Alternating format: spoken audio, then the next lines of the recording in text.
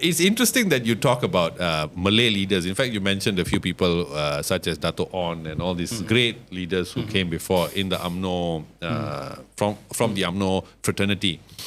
But if you do a comparison between the leaders of old, like if you compare Dato' On, you compare Tun Dr. Ismail, Tunku Abdul Rahman, Tunku Abdul Razak, all these people, with the new age leaders, Malay leaders, let's not just say UMNO, let's talk Malay leaders, you see a gulf of difference.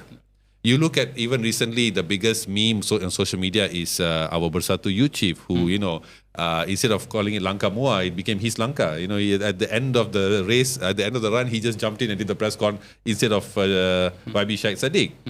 When you have leaders like this, why do you think there's been a decline in the leadership style? And I think the best person who said it was Rafida Aziz, who said that there is a difference between a statesman and a politician. We have more politicians now than we have statesmen. What happened? Well, in the one sense, one of these explanation that I have given to a few people was that at one time we had leaders who were actually really fighting for the cause. Okay, it's like starting a business. I think, although I have never started a business before, but I assume it's the same. You start, you have to do this, you have to do that. And as they say, 1,000 problems, 1,000 challenges builds your character. Yeah.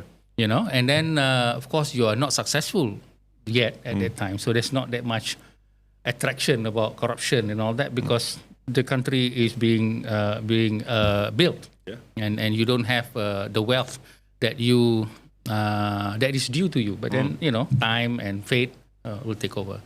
Okay, so that is one part. That's the other part is the Western education. Okay, now Western education used to be a very good thing in the 1960s, 70s, but then it became a very bad thing in the 1980s and 90s because the Islamic reform came and said Western education not so good. But Anwar is different. He said, well, Western education, we need to learn the best from the West. We need to learn from the West, from the East, and then that is the Islam that he's using. Some good from the West, some good from the East, and that is actually his Madani principle. Other people simply just put, okay, well, I don't think the West is good, just like that. Anytime you talk about the West, it's always bad. That's number two. Number three, I don't mean to sound insulting. It is the rise of the Gurkhas. Okay, please elaborate. I didn't see that coming. Okay, the Gurkhas, who were they? They were those people who were hired by the British to actually be very rough and very, soldiers, right? Soldiers, yeah.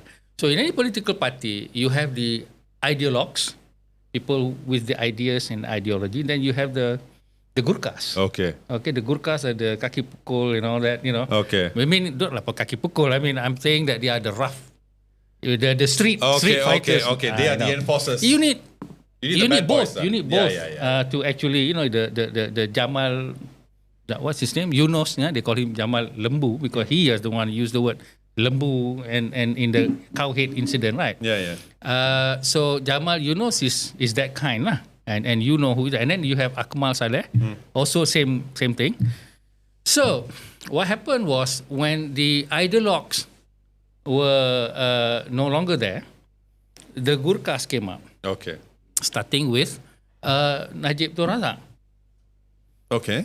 Najib Tun Razak may not look like a Gurkha, but he is one of the person, and also other people later on after that, the leaders, you can see what's Adnan. You look at Tajuddin, Abdul, these are they became the warlords. They are the Gurkhas at one time. Okay. Then they become the next level of leadership. That's why there is nobody reading after Mahathir. Mahathir is the only prime minister who has a librarian, appointed to run his library. The man reads, okay, and I think Anwar also does that. But the point here is that the others, they don't read. Okay. Okay lah, you may get a PhD somewhere, but you open your mouth, I know whether you have a PhD or not.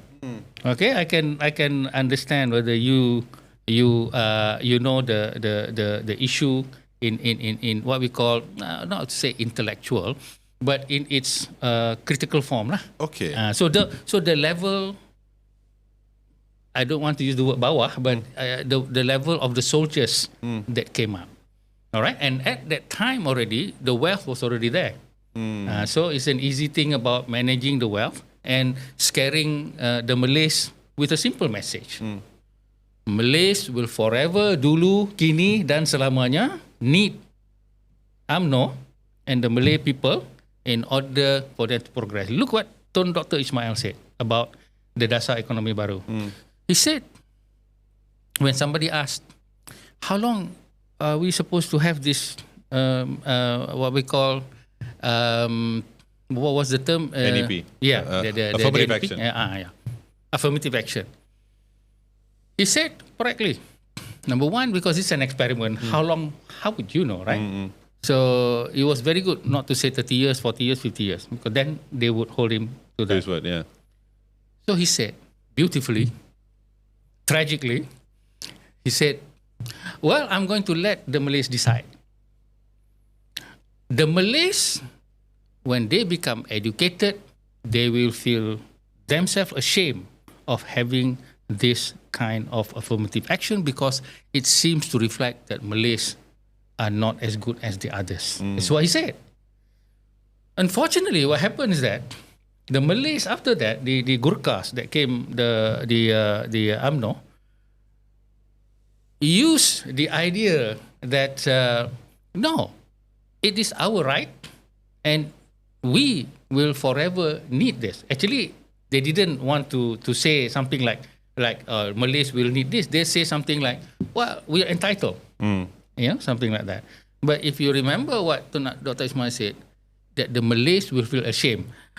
Do you feel any sense of shame in many of the UMNO leaders in whatever they say or whatever they do? I don't think so.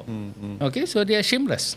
Okay, so when they are shameless, then they can use whatever they want to do. And at that time, the Islamic reform came, which is supposed to put up justice and all that, and I was part of it. But suddenly now Islam becomes something else. It becomes like what the Malay narrative of UMNO are doing. You need Islam, and only an Islamic party can bring you not only success in this world, but also in the hereafter. So they add on another layer, which is the most dangerous layer of all, of religious justification.